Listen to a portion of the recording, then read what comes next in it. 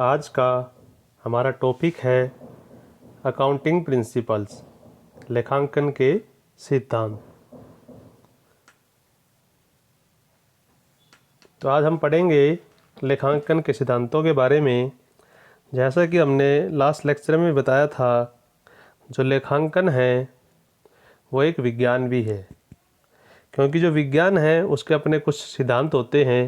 उसी प्रकार लेखांकन के भी अपने कुछ सिद्धांत हैं, तो जिन्हें आज हम पढ़ेंगे। इसलिए लेखांकन को विज्ञान भी कहा जाता है, क्योंकि लेखांकन भी विज्ञान की तरह सिद्धांतों पर आधारित है। तो लेखांकन के जितने भी अवधारणाएं हैं, सिद्धांत हैं, मान्यताएं हैं, उन्हें जर्नल एक्सेप्टेड अकाउंटिंग प्रिंसिपल कहा जाता है, क्योंकि सभी संस्थाएं लेखा करते समय इन सिद्धांतों, अवधारणा और मान्यताओं को पालन करती हैं और इन्हीं के आधार पर अपने खातों में लेखा करती हैं। और जो भी अकाउंटेंट हैं जो लेखा करते हैं अपनी पुस्तकों में, जिसके द्वारा लेखांकन का कार्य किया जाता है, जिसे अकाउंटेंट कहते हैं, वह सभी इन मान्यताओं, नियमों, सिद्धांतों और अवधारणाओं को ध्यान में रखकर ही लेखांकन करते हैं। और लेखांकन के जो सिद्धांत हैं इन्हें अलग अलग नामों से जाना जाता है। लेखांकन के सिद्धांत, लेखांकन की अवधारणाएं, लेखांकन की मान्यताएं, ये सभी लेखांकन के ही सिद्धांत हैं। इन्हें अलग अलग नाम से भी पुकारा जा सकता है। और बात करते हैं इसकी परिभाषा की, तो लेखांकन मैंने पहले भी बताया, सिद्धांत जो है वो जर्नल एक्सेप्टेड अकाउंटिंग प्रिंसिपल्स हैं। यानी कि सभी संस्थाएं जो लेखांकन करती हैं, खाते बनाती हैं, वो सभी इन सिद्धांतों का पालन करती हैं या इन सिद्धांतों को फॉलो करती हैं अपने खाते बनाते समय।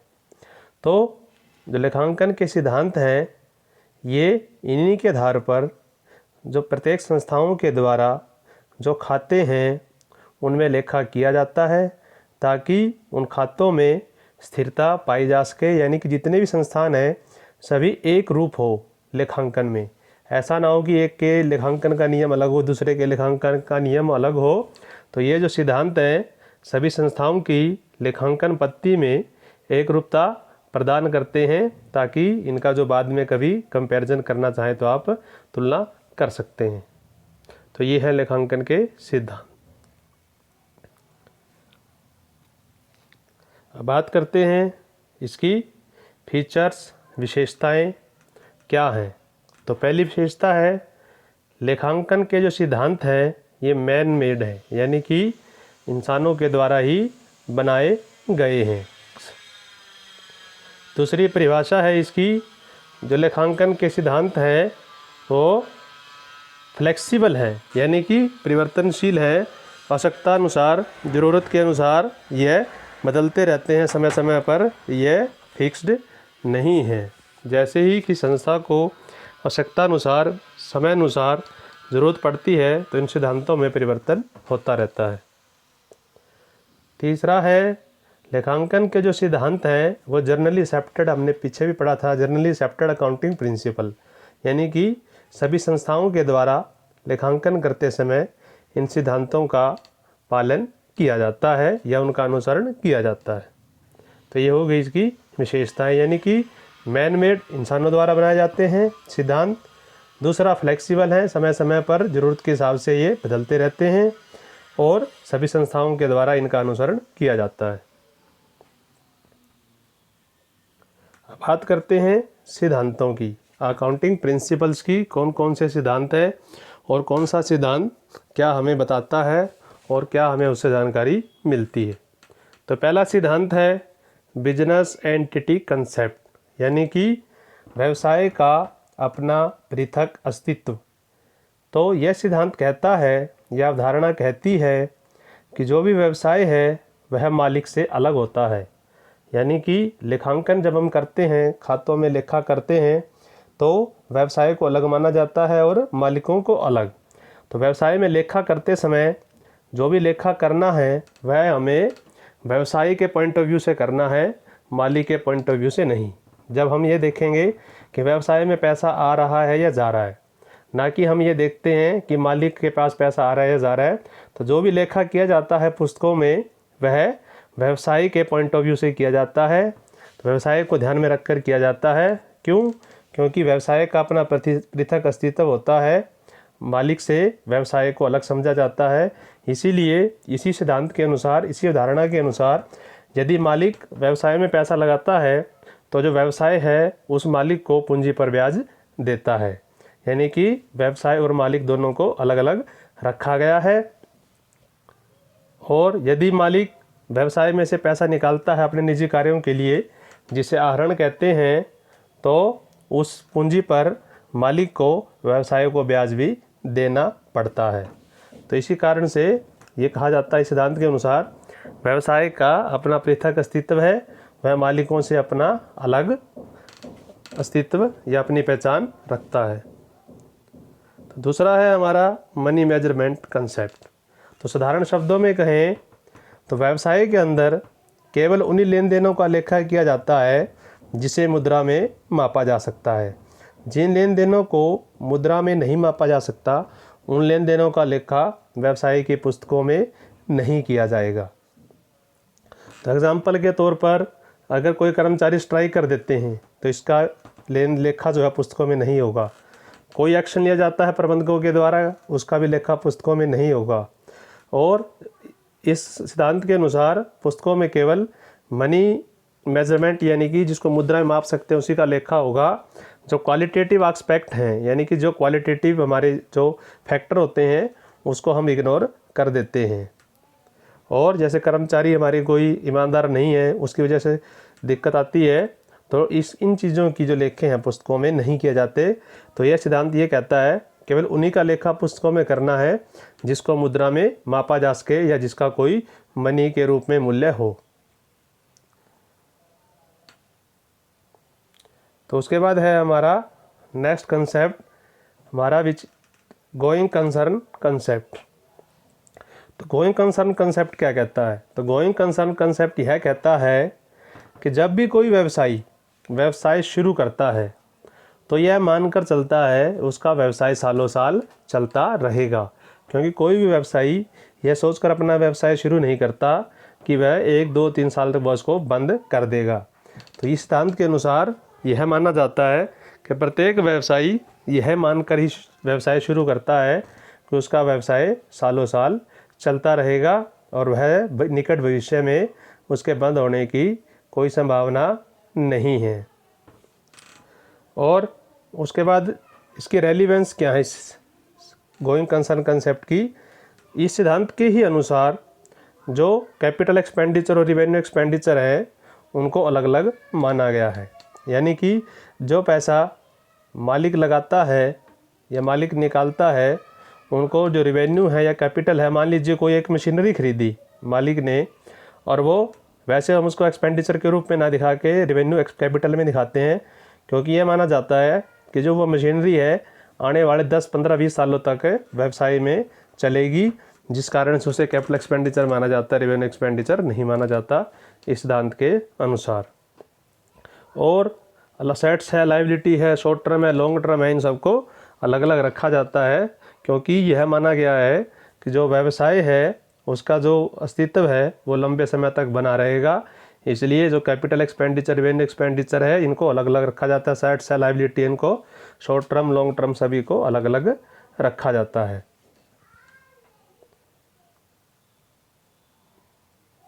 उसके बाद आता है हमारा हिस्टोरिकल कॉस्ट कंसेप्ट, ऐतिहासिक लागत मूल्य। तो इस सिद्धांत के अनुसार व्यवसाय के अंदर जो भी संपत्तियां हैं उनका जो लेखा किया जाता है वह ऐतिहासिक लागत मूल्य पर, यानी कि जिस समय हम खरीदते हैं उसी मूल्य पर पुस्तकों में दिखाया जाता है। और जो आज के समय में मार्केट के अंदर उसकी जो कीमत है उसको हम कंसीडर नहीं करते। यानी कि मान लीजिए आपने कोई बिल्डिंग 5 लाख रुपए की खरीदी थी, तो आज उसकी कीमत चाहे 20 लाख ही क्यों ना हो जाए, तो पुस्तकों में उसका जो लेखा है वह ऐतिहासिक लागत मूल्य पर ही किया जाता रहता है। उसको आज के मूल्य को हम कंसीडर नहीं करते, उसकी मार्केट वैल्यू को हम ध्यान नहीं देते। उसके बाद है ड्यूल एस्पेक्ट कंसेप्ट, दोहरी लेखा प्रणाली, दोहरा लेखे का सिद्धांत। तो इस सिद्धांत के अनुसार व्यवसाय के अंदर जो भी लेन देन होता है, प्रत्येक लेन देन का दोहरा लेखा किया जाता है, एक को डेबिट साइड में, दूसरे को क्रेडिट साइड में। यानी कि जितने भी ट्रांजैक्शन होंगी व्यवसाय में, चाहे वो लाखों में हो, चाहे वो हज़ारों में हो, चाहे वो कितनी भी ट्रांजैक्शन हो व्यवसाय में, प्रत्येक लेन देन का डबल एंट्री होगी, यानी कि दोहरा लेखा होगा।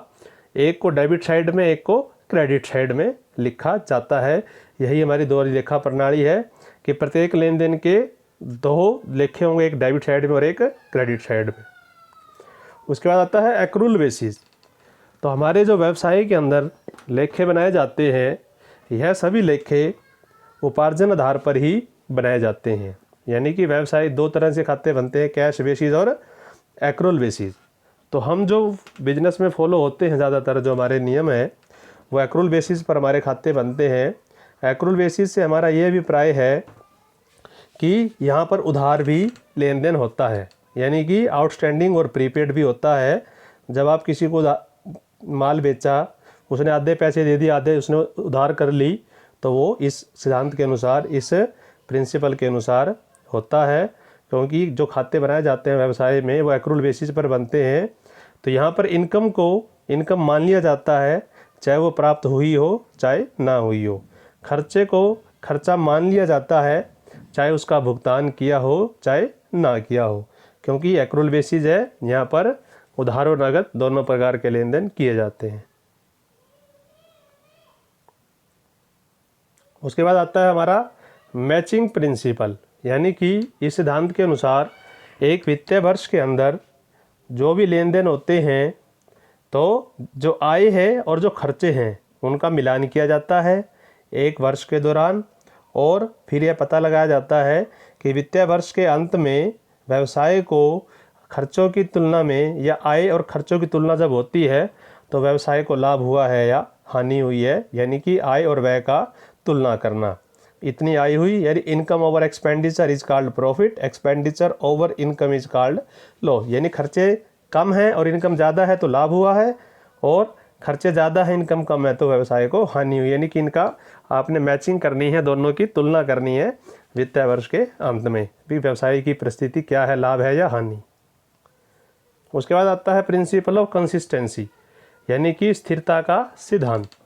तो व्यवसाय के अंदर बहुत जो भी आप लेखा करते हैं, तो आप कई मेथड्स होते हैं हमारे लेखा करने के। जैसे डेप्रिसिएशन की बात करते हैं, उसके भी कई मेथड हैं। तो यह सिद्धांत यह कहता है कि व्यवसाय कोई भी एक मेथड अडॉप्ट कर ले तो प्रत्येक वर्ष उसमें परिवर्तन ना करे, यानी कि उसके अंदर स्थिरता होनी चाहिए, बार बार उसमें बदलाव नहीं होना चाहिए। क्योंकि अगर वो बदलाव होगा तो आप जो तुलना है पिछले वर्ष के लाभों से या पिछले वर्ष की चीज़ों से नहीं कर पाएंगे। क्योंकि आप जब बदलते रहेंगे अपनी पॉलिसीज़ को, अपनी प्रैक्टिसेस को, या अपने जो फॉर्म मेथड हैं, तो उससे तुलना करना असंभव हो जाता है। तो यह सिद्धांत यह कहता है कि हमें कोई भी मेथड अडॉप्ट कर लें तो ईयर दर ईयर, यानी वर्ष दर वर्ष उसी मेथड को हमें फॉलो करना चाहिए, उसमें बार बार बदलना नहीं चाहिए, ताकि हम जो है समय समय पर पिछले सालों से तुलना कर सकें। बाद आता है प्रिंसिपल ऑफ कंजर्वेटिज्म, यानी कि रूढ़िवादिता। तो सिद्धांत रूढ़िवादिता का सिद्धांत यह कहता है, इसके अनुसार यह माना जाता है कि व्यवसाय के अंदर यदि भविष्य में कोई हानि होने की संभावना है, आपको लगता है कि कोई नुकसान होगा, उसका तो लेखा आप आज कर सकते हैं। लेकिन अगर भविष्य में कोई इनकम होने की संभावना है तो उसका लेखा आप आज पुस्तकों में नहीं करेंगे। तो ये लाभों को इग्नोर करता है भविष्य में होने वाले। एग्जाम्पल के तौर पर आपने कोई लॉटरी भर रखी है और वो निकलने की संभावना है, तो उसका पुस्तकों में लेखा आप आज नहीं करेंगे जब तक कि वो इनकम आपको प्राप्त ना हो जाए। लेकिन अगर कोई खर्चा है वो भविष्य में होना है तो उसका लेखा आप आज पुस्तकों में कर सकते हैं। जैसे मान लीजिए हम असेट्स खरीदते हैं, हमने कोई मशीनरी खरीद ली, तो हमें पता है कि 10 साल बाद हमने उसको ख़त्म करना है या नई मशीनरी की आवश्यकता पड़ेगी, तो हर साल डेप्रिसिएशन के रूप में हम प्रॉफिट एंड लॉस में दिखाते रहते हैं, ताकि 10 साल बाद इतना पैसा हमारे पास इकट्ठा हो जाए ताकि हम 10 साल बाद एक नई मशीनरी खरीद सकें। खर्चों को तो दिखा सकते हैं, जो पता है कि नुकसान होना है, 10 साल बाद हमें नई मशीनरी चाहिए, लेकिन इनकम, भविष्य में होने वाली इनकम को हम आज नहीं दिखा सकते जब तक कि वो प्राप्त ना हो जाए, ये सिद्धांत के अनुसार। तो अगला सिद्धांत है हमारा फुल डिस्क्लोज़र, यानी कि जो भी आपके द्वारा खाते बनाए जाते हैं उसको आप पूरी तरह से डिस्क्लोज़ करेंगे, जितने भी आप उसमें कुछ भी नहीं छुपाएंगे और नीचे नोट्स के रूप में आप उसे बता देंगे भी जो भी आपने खाते बनाए हैं क्या क्या पॉलिसी अडॉप्ट की है, नोट के रूप में भी आप उसे नीचे लिखेंगे, ताकि जो खाते हैं, जो भी इंटरेस्टेड लोग होते हैं हमारे खातों में, उन तक व्यवसाय से संबंधित सभी जानकारियाँ प्राप्त हो सकें कि आपने किस प्रकार किस आधार पर अपने खाते बनाए हैं। हर चीज़ मतलब डिस्क्लोज़ करनी है, कुछ भी छुपाना नहीं है जो ज़रूरी हो। दूसरा है मैटरलिटी प्रिंसिपल, सिद्धांत, यानी सिद्धांत के अनुसार यह कहता है, ऊपर वाला तो कहता है कि पूरा डिस्क्लोज़ करो, लेकिन यह सिद्धांत कहता है केवल वही इन्फॉर्मेशन डिस्क्लोज़ करनी चाहिए जो कि यूज़र के लिए ज़रूरी हो। जो यूज़र के लिए ज़रूरी नहीं है, जो इरेलीवेंट है, जो किसी काम की नहीं है, उन सभी चीज़ों को जो काम की नहीं है हमें डिस्क्लोज़ नहीं करना चाहिए, बल्कि उसको किसी के अंदर मर्ज करके दिखा देना चाहिए। यानी कि सभी चीज़ों को हमने डिस्क्लोज़ नहीं करना, वही करना है जो केवल काम की हो। और लास्ट है हमारा ऑब्जेक्टिविटी प्रिंसिपल, यानी उद्देश्यता का जो सिद्धांत है। इस सिद्धांत के अनुसार जब पुस्तकों में लेखे किए जाते हैं तो वह लेखे हैं केवल जो हमारे प्रूफ, यानी कि कोई बिल हो, चाहे वाउचर हो, चाहे रसीद हो, उसी के आधार पर किए जाने चाहिए। बिना रसीद के, बिना बिल के, बिना वाउचर के, बिना किसी प्रूफ के कोई भी लेखा पुस्तकों में नहीं किया जाना चाहिए। यदि ऐसा किया जाता है तो उसे फ्रॉड माना जाएगा। तो यानी कि उसका कोई आधार होना चाहिए, लेखे का कोई प्रूफ होना चाहिए। बिना एविडेंस के आप पुस्तकों में कोई लेखा नहीं करेंगे।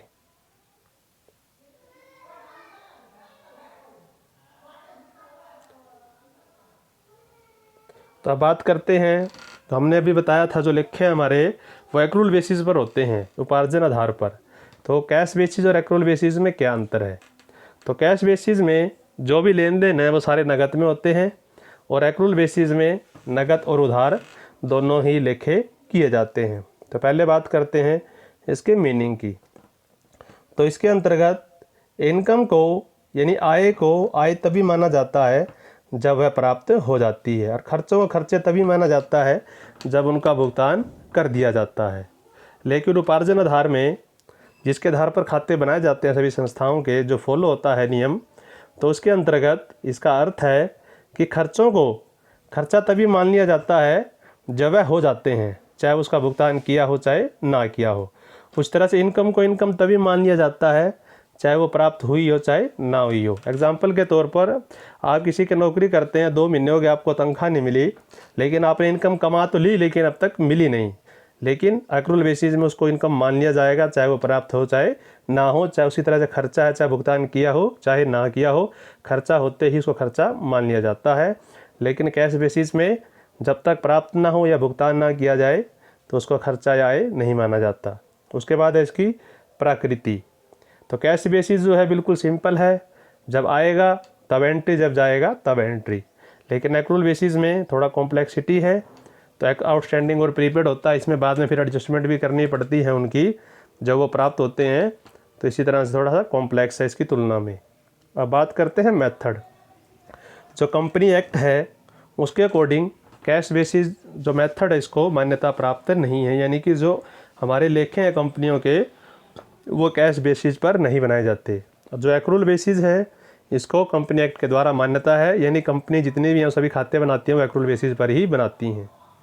एप्लीकेबिलिटी ऑफ मैचिंग कंसेप्ट, अभी हमने पढ़ा था मैचिंग प्रिंसिपल। इस सिद्धांत के अनुसार जो भी एक्सपेंडिचर है या हमारी इनकम है, यानी खर्चे हों चाहे आय हो, इनका आपस में जो कंपैरिजन किया जाता है वो कैश बेसिस में नहीं किया जाता। यहाँ तो देखा जाता है भी कितना पैसा आया और कितना गया बस। और एक्रूल बेसिस में खर्चों का और इनकम का, आय का आपस में तुलना की जाती है और फिर उसी के आधार पर संस्था के लाभ हानि की गणना की जाती है। आउटस्टैंडिंग और प्रीपेड, यानी कि बकाया और एडवांस।